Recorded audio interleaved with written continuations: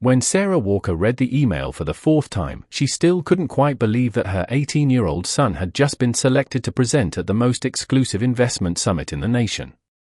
Before we dive into this incredible story, make sure to subscribe to the channel and hit that notification bell so you never miss our next powerful story. And drop a comment below. Have you ever discovered a life-changing secret about your family? Let's hear your stories. Sarah sat on the worn sofa in the Brooklyn apartment that had been home for the past 5 years, watching Paul sleep soundly in the adjacent room, completely unaware that his life was about to collide with a past he'd never known existed. At 18, Paul possessed the kind of sharp, analytical mind that couldn't be taught and the relentless drive that came from watching your mother sacrifice everything just to keep the lights on. The irony wasn't lost on Sarah that her son, this extraordinary young man with striking dark features and piercing blue eyes who'd built a tech startup while maintaining straight A's, had been invited to speak at an event hosted by Schiffer Global Investments, the same empire owned by the man who'd walked out of their lives before Paul was even born. William Schiffer. Even thinking his name after 18 years felt like touching a live wire. Sarah stood quietly and moved to their cramped kitchen, making coffee with the temperamental machine that required a firm tap to start brewing. Outside their single window, the city was beginning to wake up. Delivery trucks rumbling down narrow streets, early commuters rushing toward subway stations, the endless rhythm of people trying to build something better from whatever circumstances life had handed them. She'd been one of those people once, full of dreams and ambition and the naive belief that love could conquer any obstacle. That was before she'd learned that some obstacles were designed to be insurmountable, especially when you were 22 years old and pregnant with no money, no family support, and no idea how to fight an enemy with billions of dollars at their disposal. Mom. Paul's voice was low but alert. He'd always been a light sleeper, probably from years of living in neighborhoods where being aware of your surroundings was a necessity, not a choice. Everything okay? You're up early. Even for you.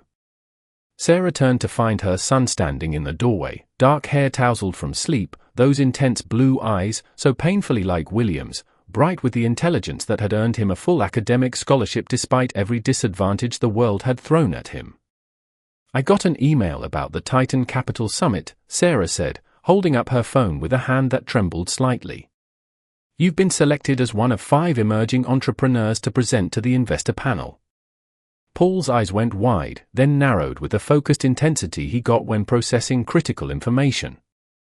The Titan Capital Summit. That's massive, Mom.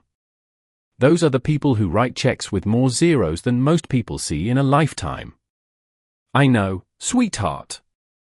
This could be exactly the break you've been working toward. Paul stepped fully into the kitchen, suddenly energized and pacing their small space with the restless determination that always accompanied his biggest moments. He grabbed the letter from her hands, scanning it with the speed-reading technique he'd taught himself in middle school when they couldn't afford to buy all his textbooks. The keynote speaker and summit host is... Paul paused, reading the name aloud. William Schiffer, CEO of Schiffer Global Investments. Mom, do you know how huge this is? He's like the Warren Buffett of our generation. If I can impress him. Sarah felt her heart drop into her stomach. The enthusiasm in her son's voice, the admiration, he had no idea he was speaking about the father who'd chosen a billion-dollar empire over his family. Paul, there's something you need to know. But her son was already pulling up information on his phone, reading articles about the summit's prestige, analyzing the investor panel's portfolio companies, his brilliant mind already strategizing how to make the most of this opportunity. And Sarah realized with a sinking certainty that she'd run out of time to protect him from the truth. In 3 weeks, Paul Walker would stand on a stage in front of Manhattan's financial elite and present his vision for democratizing venture capital, with no idea that the man judging him from the front row was his biological father. The man who disappeared 18 years ago without looking back. The man whose face Paul saw every morning in the mirror, whether he knew it or not. Paul Walker had checked his email 17 times that morning, a nervous habit he'd developed during application season. But when the notification finally appeared, subject line, Titan Capital Summit, speaker selection, his hands froze over his laptop keyboard. Mom. His voice cracked with an excitement he rarely allowed himself to show. Mom, you need to see this. Sarah emerged from the bathroom, still in her hospital scrubs from the night shift, exhaustion evident in the shadows under her eyes. But the moment she saw her son's face, lit up with a joy so pure it made her chest ache, she forced herself to smile. What is it, sweetheart? Paul turned the laptop toward her, his words tumbling out in a rush. I got in. The Titan Capital Summit. Out of 3,000 applicants, they chose 5 emerging entrepreneurs under 20, and I'm one of them. Do you understand what this means? This isn't some college business competition. These are real investors, billionaires, hedge fund managers, venture capitalists who've launched companies worth more than small countries. Sarah moved closer, genuinely proud despite the exhaustion weighing down her bones. Her son had worked so hard, survived so much. He deserved this. She wrapped her arms around him, feeling how tall he'd gotten, how broad his shoulders had become. When had her little boy turned into this confident young man? I'm so proud of you, Paul. You've earned this. The prize isn't even the best part, Paul continued, scrolling through the acceptance email.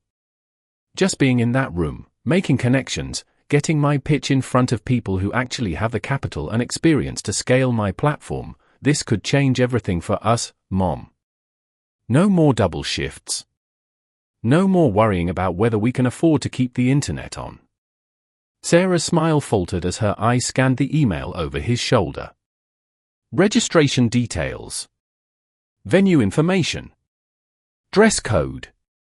And then, in bold letters that seemed to burn into her retinas, keynote speaker and summit host, William Schiffer, founder and CEO, Schiffer Global Investments.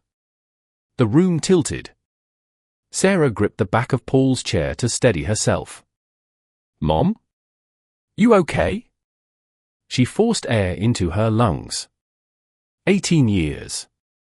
18 years of running, of building a life in the shadows of his empire, of praying their paths would never cross. And now her son, their son, was walking straight into William's world, wearing ambition like armor, with no idea he was about to meet the father who'd chosen wealth over family. I'm fine, she lied, her voice steadier than she felt. Just tired from work. Tell me more about the presentation format. As Paul launched into an animated explanation of pitch requirements and panel questions, Sarah's mind raced through impossible calculations. She had 3 weeks. 3 weeks to decide whether to shatter her son's image of his absent father before he walked into that summit. 3 weeks to choose between the truth that would break Paul's heart and the silence that might destroy him even more. Outside their window, the city hummed with indifferent morning traffic. Inside, Sarah felt the walls of her carefully constructed world beginning to crack. William Schiffer stood at the floor-to-ceiling windows of his corner office on the 63rd floor, watching the sun rise over Manhattan like he owned it. At 45, he'd built an empire that stretched across 3 continents, commanded rooms full of men twice his age, and had his name whispered in the same breath as Buffett and Dalio. But lately, success tasted like ash in his mouth. His assistant had left the summit application files on his desk the night before, a curated selection of the 5 finalists for the emerging entrepreneur track. William had insisted on personally reviewing each one, a hands-on approach that his board found endearing and his competitors found dangerously sentimental. He settled into his leather chair and opened the first file. Promising fintech startup, solid projections, unremarkable founder. The second showed more creativity but lacked execution experience. The third made him pause, a platform designed to democratize venture capital access for underrepresented founders. Bold thesis. Aggressive but achievable metrics. Then he saw the name at the top of the application, Paul Walker, 18, Brooklyn, New York. Walker. The file slipped from his hands, pages scattering across his desk. His heart hammered against his ribs as memories he'd buried under 2 decades of corporate conquests came flooding back. Sarah Walker. The one person he'd loved enough to marry against his family's wishes. The woman he'd abandoned when his father had given him an ultimatum that felt like choosing between oxygen and water. It couldn't be. Walker was a common surname. This was coincidence, nothing more. But his hands trembled as he gathered the pages, and when he clicked on the attached photo, the air left his lungs in a rush. The young man staring back at him had Sarah's determined chin and graceful bone structure. But the eyes, those piercing blue eyes, the exact shade of storm clouds over the Atlantic, those were William's own eyes, staring at him from a face 18 years younger. The dark hair, the strong jawline, even the way the kid held himself in the photo with that quiet intensity, it was like looking at a ghost of himself. William's fingers flew across his keyboard, pulling up every piece of information he could find. Date of birth, 9 months after he'd walked out of Sarah's life. Current address, a modest Brooklyn neighborhood, the kind of place where people work 3 jobs to keep their heads above water.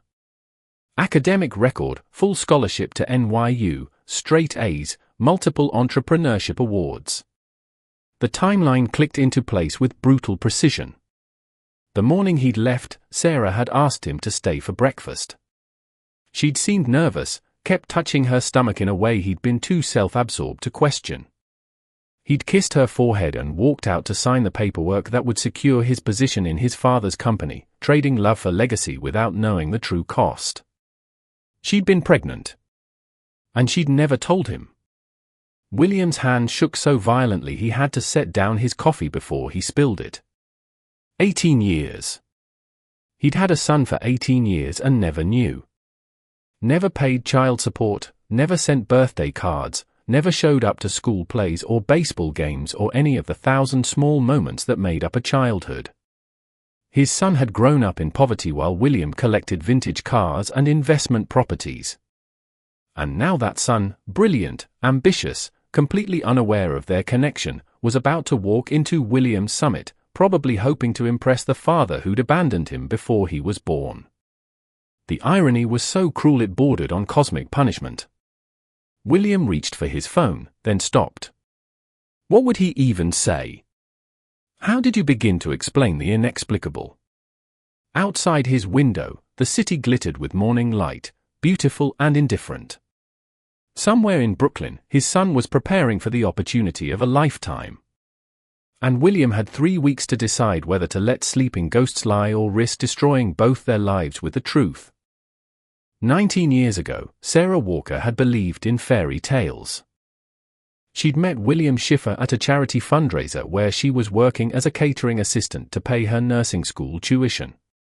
He'd been 26, already rising through the ranks of his family's investment firm, devastatingly handsome in his tailored suit. When he'd stopped to actually talk to her, not at her, not through her, but to her, asking about her studies, her dreams, laughing at her observations about the absurdly wealthy guests, she'd felt seen in a way she never had before. Their courtship had been a whirlwind. Secret dinners in quiet Brooklyn restaurants where no one from his world would recognize them. Long walks through Prospect Park where William confessed his frustration with his family's ruthless business practices, his desire to build something meaningful rather than just accumulating wealth. He'd made her believe that love could bridge the canyon between their worlds. They'd married at City Hall on a rainy Tuesday morning with 2 strangers as witnesses. Sarah had worn a simple white dress from a consignment shop. William had promised her they'd have a real wedding once his family accepted them, once he proved to his father that Sarah wasn't a liability but a partner who made him better. That acceptance never came. For 11 months, they'd lived in a modest 1-bedroom apartment in Park Slope, playing house while William's family waged a silent war. His mother stopped returning his calls. His father began systematically removing him from important meetings, key projects, succession planning discussions. The message was clear: choose the girl or choose your legacy. William had insisted they could outlast his family's disapproval. But Sarah had watched the stress carve lines into his face, seen him check his phone obsessively during their few precious hours together, noticed how he stopped talking about their future and started talking about when things settled down. The morning everything ended, Sarah had woken early, her hand pressed against her still flat stomach where their child was growing, a secret she'd been waiting to share. She'd bought a small pair of baby shoes, wrapped them carefully, rehearsed the words that would tell him he was going to be a father. But when she'd emerged from the bathroom, rehearsed smile on her face, William was already dressed in his suit, his expression distant in a way that made her blood run cold. "My father called an emergency board meeting," he'd said, not meeting her eyes. "He's threatening to remove me entirely unless he'd stopped, jaw clenching. "Sarah, I need to think about my future. Our future. Our future." She'd felt hope flicker despite the dread pooling in her stomach. "I mean my future." The correction had been quiet but devastating. "I can't do this anymore. The pressure, the constant fighting, choosing between you and everything I've worked for. I'm sorry. I thought I was strong enough, but I'm not." He'd left the wrapped baby shoes sitting unopened on the kitchen counter. Sarah had stood frozen in their apartment, his apartment, she'd realized with sudden clarity, listening to his footsteps fade down the hallway. She'd unwrapped the baby shoes herself, staring at the tiny white leather, and made a decision that would define the next 18 years. She wouldn't tell him about the baby. He'd made his choice, chosen his billions over their marriage. If she told him now, he might come back out of obligation, might resent their child the way he'd come to resent her. Or worse, his family might try to take the baby, raise it in their world of cold calculation and ruthless ambition. Sarah had packed her belongings that afternoon and disappeared into the anonymity of Brooklyn, where billionaires didn't look for discarded wives. She'd kept her maiden name, raised Paul alone, and built a life from the wreckage of her shattered fairy tale. And she'd never once regretted protecting her son from a father who'd chosen money over love. Until now. The fluorescent lights of the discount suit outlet hummed overhead as Paul stood in front of a three-way mirror, adjusting the shoulders of a charcoal grey suit that almost fit. Sarah sat on a worn bench nearby, her purse clutched in her lap, watching her son with a mixture of pride and dread that made her chest tight. "This one's not bad," Paul said, turning to examine the fit.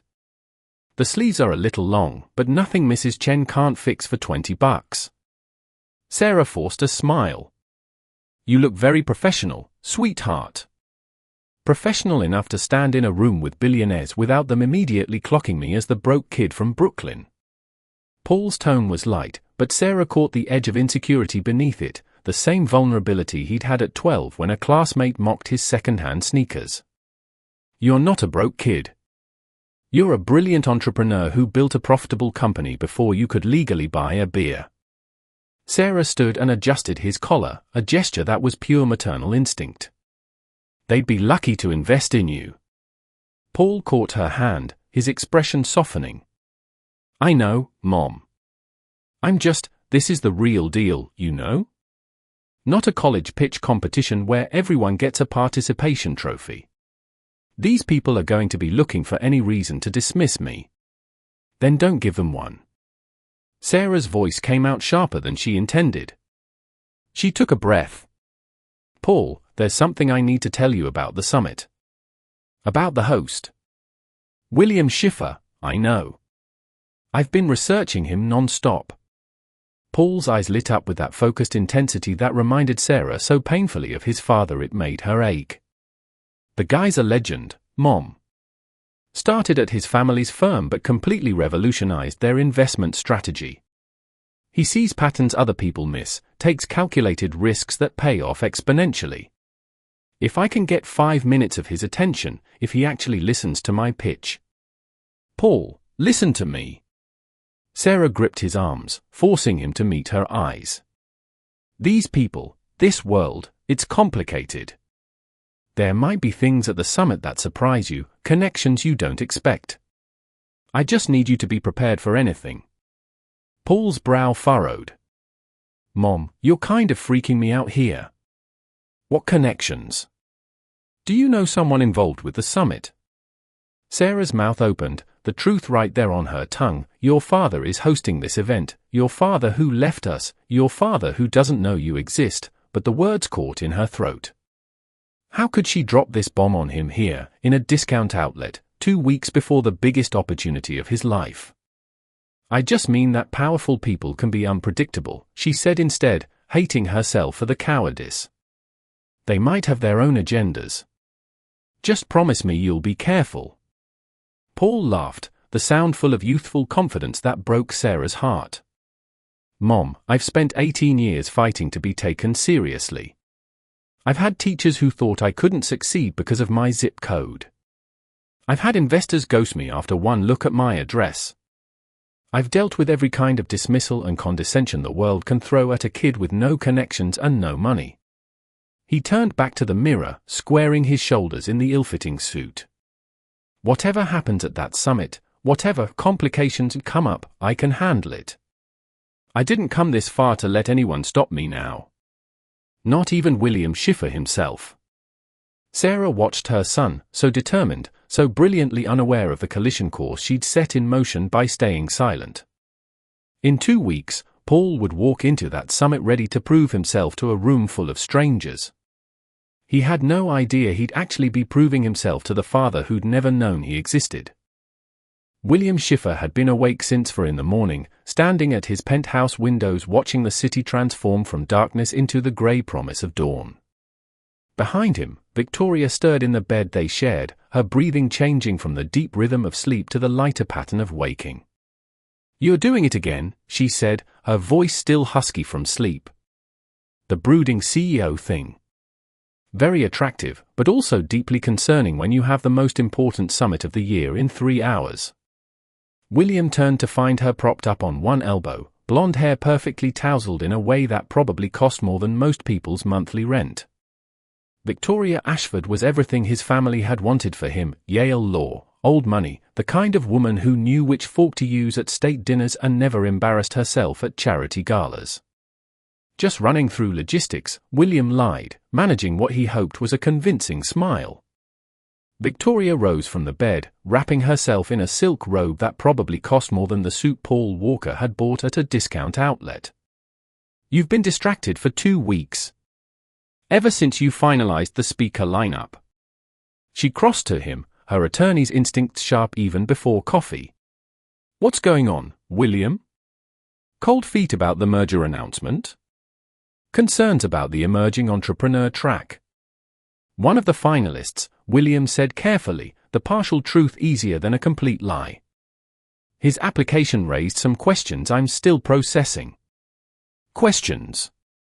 Victoria's eyebrows lifted. "Your team vets these applicants more thoroughly than the FBI." "What kind of questions?" William looked at his fiancée, brilliant, ambitious, perfectly suited to the life he'd built, and realized with sudden, painful clarity that he could never tell her about Paul. Victoria would see it as a liability, a scandal to be managed, a threat to William's carefully curated image. She would never understand that the sight of his son's face had cracked something open inside him that 18 years of success couldn't repair. "Nothing that can't wait until after the summit," he said, kissing her forehead in dismissal. "I need to get ready."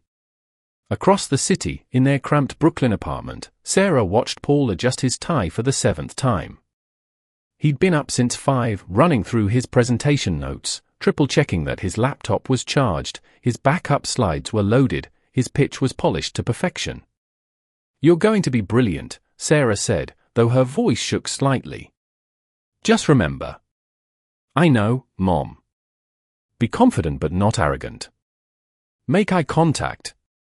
Tell a story, not just data. You've been coaching me for 2 weeks." Paul turned to her, and the excitement in his eyes made her want to weep. "This is it. This is everything we've worked for." The subway ride into Manhattan felt both endless and far too short.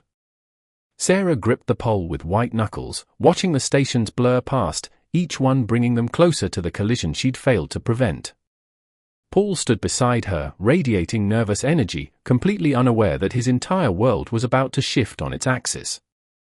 The Manhattan Convention Center rose before them like a glass cathedral, morning sun glinting off its modern facade.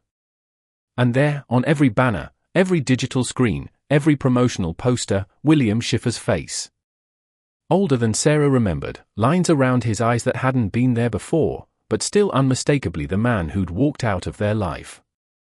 "Mom, you okay? You look pale." Sarah realized she'd stopped walking, frozen on the sidewalk while well-dressed attendees flowed around them like water around a stone. "I'm fine. Just overwhelming, isn't it?" Paul followed her gaze to William's image on the massive banner above the entrance. "Yeah. That's the man I need to impress today. His jaw set with determination. Let's do this." He strode toward the entrance, shoulders back, chin up, ready to prove himself to a father who didn't know he existed. And Sarah followed, wondering if she'd just made the biggest mistake of her life by staying silent. The grand ballroom of the Manhattan Convention Center was a cathedral of wealth and power. Crystal chandeliers cast prismatic light across tables where billionaires checked their phones with casual indifference, where hedge fund managers exchanged quiet predictions about which young entrepreneur would actually deliver. At the front, a stage with floor-to-ceiling screens waited for the 5 finalists who would each have 12 minutes to change their lives. Paul Walker was scheduled fourth. Sarah sat in the general audience section, 3 rows from the back, her hands clasped so tightly in her lap that her knuckles had gone white. She could see the VIP section up front, plush seating, champagne service, the kind of casual luxury that announced you'd already won at life. And there, in the center of it all, sat William Schiffer. Even from this distance, she could see the tension in his shoulders, the way he kept his eyes fixed on the stage with an intensity that suggested he was seeing something no one else could see. He knew. Of course he knew. The question was what he planned to do about it. The first 3 presentations blurred together, impressive but forgettable pitches about AI automation and sustainable energy. Sarah barely heard them. Her entire being was focused on her son, waiting backstage, preparing to step into a spotlight that would reveal him to a father who'd never known he existed. Our final emerging entrepreneur, the moderator announced, is 18-year-old Paul Walker from Brooklyn, presenting EquityBridge, a platform democratizing venture capital for underrepresented founders. Paul walked onto that stage like he'd been born for it. No hesitation, no visible nerves, just pure focused determination. The lights caught the sharp angles of his face, William's face, and Sarah heard a woman in the VIP section whisper something to her companion, both of them leaning forward with sudden interest. "Good morning," Paul began, his voice clear and commanding. "I want to start with a question. Why do 98% of venture capital go to founders who look like the investors writing the checks?" The ballroom went quiet. Paul clicked to his first slide, stark statistics about funding disparities, demographic breakdowns of successful startup founders versus the broader population. It's not a meritocracy problem. It's an access problem. Paul's passion built with each word, his gestures unconsciously mirroring William's own presentation style, the way he emphasized points with precise hand movements, the way he made eye contact that felt personal even in a room of hundreds. Brilliant founders from underrepresented communities don't lack ideas or execution ability. They lack networks. They lack warm introductions. They lack the invisible infrastructure of privilege that turns a good idea into funded reality. In the VIP section, William Schiffer sat frozen, tears streaming openly down his face. He didn't bother to wipe them away. This young man, his son, was articulating values that William had abandoned 18 years ago when he'd chosen his family's money over his own principles. Every word Paul spoke was a mirror held up to William's compromises, his calculated betrayals, his slow transformation from idealistic young man to ruthless CEO. But it was more than the message. It was Paul himself, the way he commanded the room, the raw charisma that made even jaded investors sit up and pay attention, the brilliant mind that had taken Sarah's compassion and William's analytical precision and forged something entirely his own. EquityBridge creates transparent pathways, Paul continued, clicking through slides showing his platform's interface, success metrics, pilot program results. We're not asking for charity. We're demanding a fair shot. And the data proves that when you remove bias from the equation, underrepresented founders deliver returns that match or exceed their privileged counterparts. The presentation was flawless, confident without arrogance, data-driven but emotionally resonant, the kind of pitch that made investors see dollar signs and social impact simultaneously. When Paul delivered his final line, "Everyone deserves access to the capital that can change their life, regardless of who their parents are," the ballroom erupted in applause. Sarah watched William stand, clapping with everyone else, his face wet with tears, his expression a mixture of pride and devastation that only she could fully understand. Their son had just delivered the performance of his life. And the collision Sarah had dreaded was now inevitable. Paul's hands were still shaking from adrenaline as he stepped off the stage into the cool quiet of the backstage area. The applause had been more than he dared hope for, genuine, sustained, the kind of reaction that meant people had actually listened.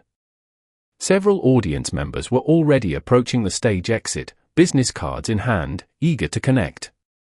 He needed to find his mother, see the pride in her eyes, let her know that every sacrifice, every double shift, every year of struggle had led to this moment. Paul pushed through the crowd flowing toward the networking reception in the adjacent marble lobby, scanning for Sarah's familiar face. Instead, he found himself face to face with William Schiffer. The Billionaire CEO stood directly in Paul's path, surrounded by a subtle orbit of assistants, investors, and photographers documenting the summit's VIP moments. Up close, William was taller than he'd appeared on the banners, impeccably dressed in a navy suit that probably cost more than Paul's entire wardrobe. But what struck Paul was the expression on the older man's face, not the professional approval he'd expected, but something raw and desperate that made no sense. "Paul Walker," William said, and his voice cracked on the name like something breaking. "Your mother, her name is Sarah Walker." The question landed like a punch. Paul's triumphant energy drained away, replaced by a cold confusion that made his skin prickle. How did William Schiffer know his mother's name? Why did the most powerful man in the room look at him like he was seeing a ghost? Yes. How do you? 18 years ago. William took a step closer, oblivious to the cameras turning toward them, the investors pausing mid-conversation to watch. "Sarah and I were married. Just for a short time, but we were." His eyes roamed Paul's face with an intensity that felt invasive. "She was pregnant. When I left. She must have been pregnant." The lobby seemed to tilt.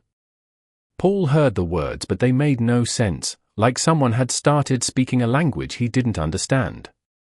Married? His mother had never mentioned being married. His father was supposed to be a mistake from her college years, someone who'd left before Paul was born, someone whose name she'd never shared because he wasn't worth remembering. "What are you talking about?" Paul's voice came out hoarse. "My mother wasn't, you can't be." "You have my eyes," William said, and there were tears streaming down his face now, shocking in their naked vulnerability. "My jaw. The way you stand, the way you gesture when you speak. I watched you on that stage and I saw myself at 18. His voice dropped to a whisper that somehow carried in the increasingly silent lobby. "Paul, I'm your father." The words hung in the air like a detonation waiting to explode. Paul's face drained of color.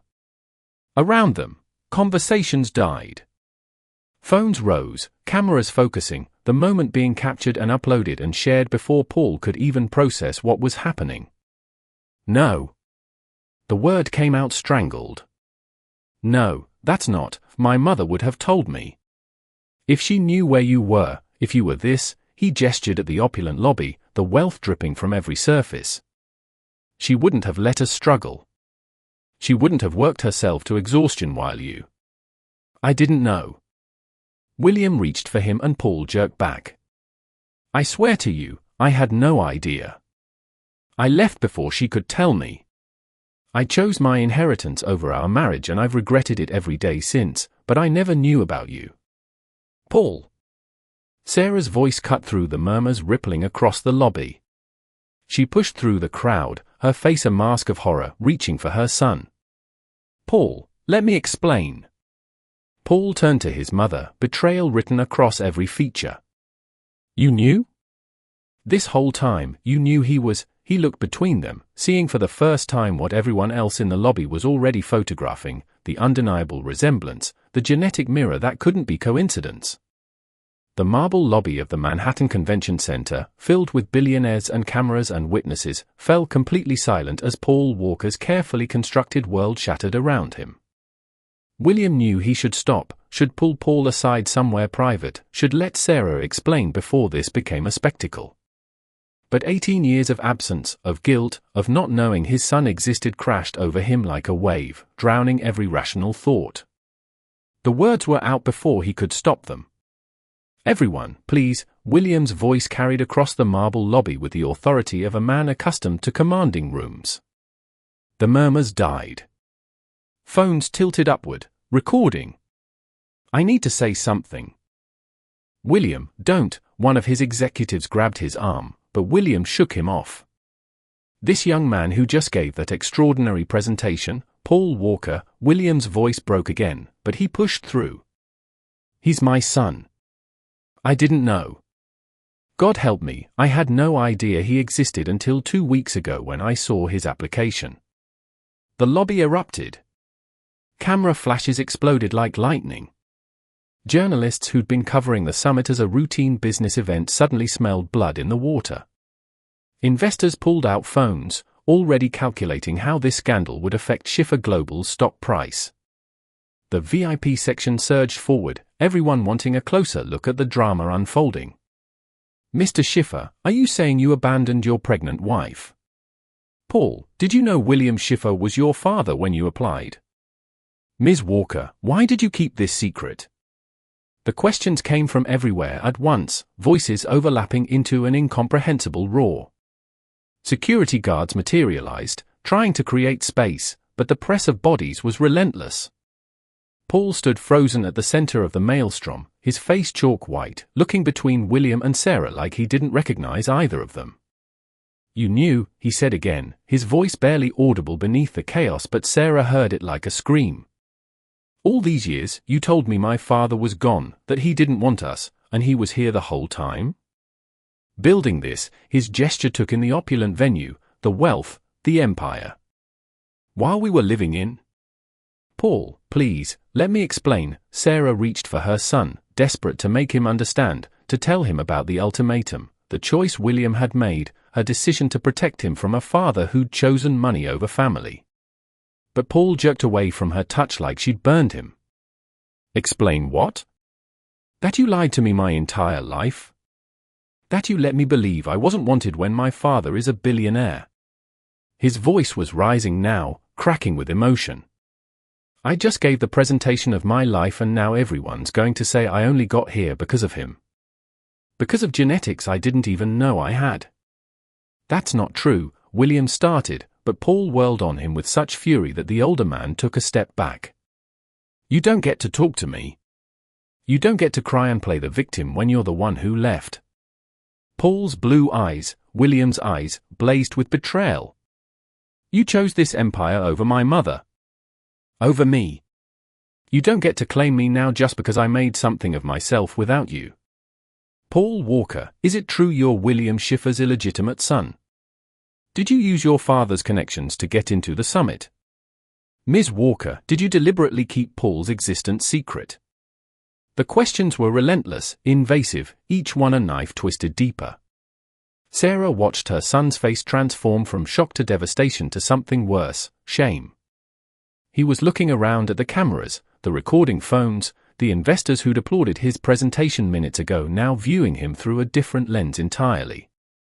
No longer Paul Walker, self-made entrepreneur from Brooklyn. Now just the billionaire's secret son. The scandal. The story. I need to." Paul pushed through the crowd, shoving past journalists and gawkers, heading for the exit with the desperate energy of someone fleeing a fire. "Paul, wait!" Sarah tried to follow, but the crush of bodies blocked her path. She watched helplessly as her son, the boy she'd raised alone, protected fiercely, loved unconditionally, disappeared into the chaos, his entire identity shattered by the truth she'd tried so hard to hide. By midnight, Paul Walker's name was trending on 3 continents. "Billionaire's secret heir exposed at exclusive summit" screamed the headline on the Financial Times website. Business Insider went with "Did Paul Walker earn his spot or inherit it?" Tech blogs dissected his presentation with newfound skepticism, questioning whether his success was genuine or merely genetic privilege disguised as merit. Social media exploded with hot takes, conspiracy theories, and strangers who'd never met Paul weighing in on his character, his mother's choices, his father's negligence. In their cramped Brooklyn apartment, Paul sat on the floor with his laptop closed, staring at the wall. He'd turned off his phone after the 100th notification, after classmates and acquaintances who'd never cared about his business suddenly wanted statements, wanted to be associated with the scandal. The suit he'd been so proud of lay crumpled in the corner where he'd thrown it. Sarah had tried knocking on his bedroom door 3 times. Each time, he told her to go away in a voice so cold and unfamiliar it broke her heart. She sat now on the edge of the Murphy bed, exhausted from her shift at the hospital but unable to sleep, her own phone buzzing with calls from reporters who'd somehow gotten her number. Through the thin wall, she could hear Paul's silence, louder and more damning than any accusation he could have screamed. The knock at the apartment door came at 1 a.m. Sarah opened it to find William Schiffer standing in the hallway of her building, looking impossibly out of place in his tailored suit among the peeling paint and flickering fluorescent lights.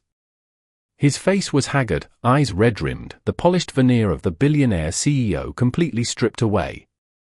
"We need to talk," he said. Sarah should have slammed the door in his face. Should have protected the fragile sanctuary of her home from the man who destroyed it once already. Instead, she stepped into the hallway, pulling the door closed behind her so Paul wouldn't hear. "You had no right," she said, her voice shaking with fury barely contained. "No right to announce it like that, in front of everyone, without asking him, without preparing him." "I know." William's voice was hollow. "I know. Seeing him, hearing him speak, realizing what I'd missed, I wasn't thinking." "You never think about anyone but yourself." The words came out venomous. 18 years ago you thought about your inheritance, your position, your future. Today you thought about your guilt, your revelation, your feelings. It's never been about what Paul needs. That's not fair. Fair? Sarah laughed bitterly. You want to talk about fair? I raised that boy alone, William. Every fever, every parent-teacher conference, every milestone, I was there. Working double shifts so he could have books, tutoring, a chance. And you were here in Manhattan building your empire, never once wondering if I was okay, if we needed help. You never told me. William's voice rose, echoing in the stairwell. You were pregnant and you never said a word. I had a right to know I had a son. You forfeited that right when you walked out. Sarah's eyes blazed. I was going to tell you that morning. The morning you left. I had baby shoes wrapped and ready. But you didn't even let me speak before you chose your father's money over our marriage. William's face went slack with shock. You were going to tell me that day. I was 3 months along. Terrified, but excited because I thought, her voice cracked. I thought you'd be happy. I thought maybe a baby would give you the courage to stand up to your family. But you couldn't even stand up for our marriage. I didn't know. William sagged against the wall. Sarah, if I'd known. Would it have mattered? The question hung between them, sharp and unavoidable. Really? Would you have chosen a pregnant wife with no connections over billions of dollars and your family's approval? Or would you have resented us both? The silence stretched. William opened his mouth, closed it, the honest answer written in his inability to respond. That's what I thought, Sarah said quietly. So I made the choice for you. I disappeared. I kept Paul safe from a world that would have seen him as an obligation, a mistake, a threat to your precious legacy. He's not a mistake. William's voice broke. He's extraordinary. That presentation, Sarah, he's everything I should have been. He's everything I raised him to be, Sarah corrected. Without your money. Without your name. He earned every single achievement through his own brilliance and effort. And now the whole world thinks it's nepotism. William's shoulders slumped. I destroyed his credibility in one moment of selfish emotion. Through the apartment door, they could hear Paul moving around, the creak of floorboards, the sound of something hitting the wall. Both parents winced. "So what do we do?" William asked, and for the first time since she'd known him, Sarah heard genuine humility in his voice. "How do we fix this?" Sarah looked at the man she'd once loved, seeing finally not the billionaire or the abandoner, but a flawed human who'd made terrible choices and was drowning in their consequences. "I don't know if we can," she said honestly. "But we need to try." For Paul.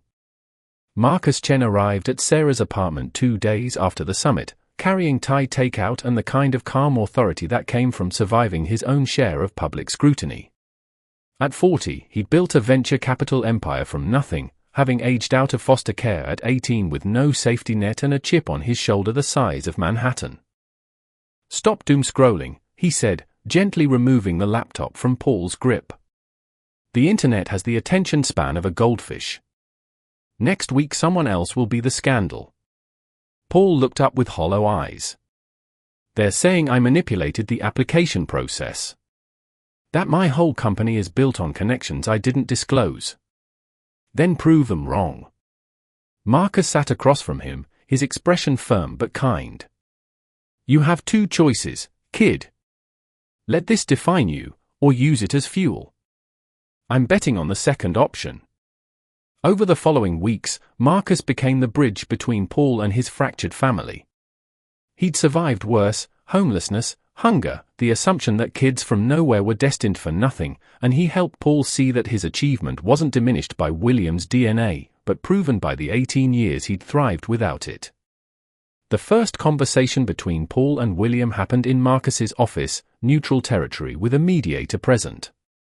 Paul laid out his terms with the precision he'd used in his presentation: no public statements claiming fatherhood, no financial support that could be seen as validation of the nepotism accusations, no expectations of immediate reconciliation. "If we're going to have any relationship," Paul said, his voice steady but his hands clenched beneath the table, "it happens on my timeline. You don't get to buy your way into my life because you feel guilty." William, humbled in a way his billions had never required, simply nodded. "Whatever you need. However long it takes." Sarah and William spoke rarely, their conversation stilted and painful, but slowly they began to acknowledge the truth beneath the anger. He'd been a coward who chose wealth over love. She'd been so wounded she denied him the chance to choose differently. Both had built walls to protect themselves, and Paul had paid the price. 18 months later, Paul Walker stood in a sleek Manhattan office space, surrounded by journalists and investors, but this time on his terms. EquityBridge had secured $50 million in funding from a consortium of investors who'd done their due diligence and bet on Paul's vision, not his genetics. The press release made no mention of William Schiffer. The launch event was intimate, professional, focused entirely on the mission: democratizing venture capital for first-generation entrepreneurs. Paul's presentation was confident, polished, and his "no shadow of scandal, no questions about whose influence had gotten him here." In the back row, far from the cameras, William Schiffer sat in a folding chair that probably cost less than his shoes. He'd been invited, though Paul had made clear this wasn't a reconciliation announcement. Just a small step. A beginning. Sarah sat beside him, separated by the careful distance of 2 people still learning to be in the same room. As Paul spoke about building opportunities for people who'd been overlooked, about creating pathways for talent regardless of pedigree, she felt William's hand brush against hers on the armrest. She didn't pull away. They sat together in silence, watching their son, brilliant, resilient, entirely himself, build something meaningful from the wreckage they'd left him. Paul caught his mother's eye from the podium and offered a small smile. Then his gaze shifted to William, held for just a moment, and something in his expression softened almost imperceptibly. Not forgiveness. Not yet. But acknowledgement. Recognition that the man in the back row had shown up, had respected boundaries, had earned the right to witness this moment even if he hadn't earned the right to claim it. After the presentation, investors swarmed Paul with genuine interest, their questions focused on metrics and market strategy rather than scandal. Marcus stood nearby, a protective presence, proud of his mentee's resilience. William approached slowly, carefully, stopping at a respectful distance. "Congratulations," he said quietly. "Your presentation was exceptional. The fund structure is innovative, and your impact metrics are." He stopped himself, hearing how formal he sounded. "I'm proud of you, Paul. Even though I have no right to be." Paul studied his father, no longer a stranger, not quite family, something undefined and fragile between them. "You can be proud," he said finally. "Just remember I didn't do this for you." "I know." William's voice was thick with emotion. "You did it despite me." Sarah joined them, creating a tentative triangle of three people still learning how to be in each other's orbit. Outside the windows, Manhattan gleamed in the late afternoon sun, a city of second chances and new beginnings. "So," Marcus said, appearing with champagne flutes, "what's next for the Walker Schiffer legacy?" "Just Walker," Paul corrected quickly, then paused, glancing at William. "For now, anyway." It wasn't much. But it was enough. A foundation. A future. A family being built one careful, honest moment at a time.